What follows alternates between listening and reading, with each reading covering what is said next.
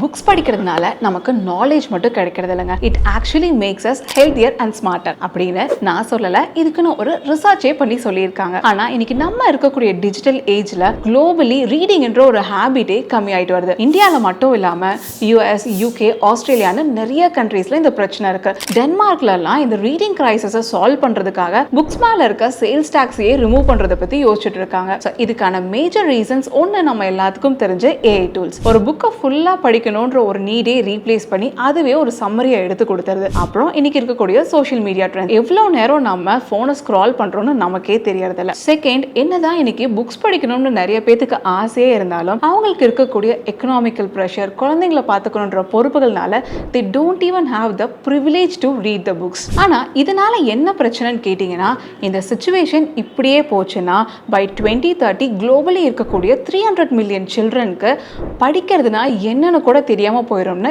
United Nations ஒரு ரிப்போர்ட்டே கொடுத்திருக்காங்க. So let's bring back the reading culture. டெய்லியும் ஒரு 10 நிமிஷமாவது நியூஸ் பேப்பர் படிக்கிறது, இல்லை உங்களுக்கு பிடிச்ச புக்கில் ஒரு பேஜ் படிக்கிறதுன்னு இன்னைக்கு நாம எடுக்கக்கூடிய சின்ன சின்ன இனிஷியேட்டிவ்ஸ் நம்மளுடைய நெக்ஸ்ட் ஜென்ரேஷனுக்கு ஒரு கிஃப்டாக இருக்கும்.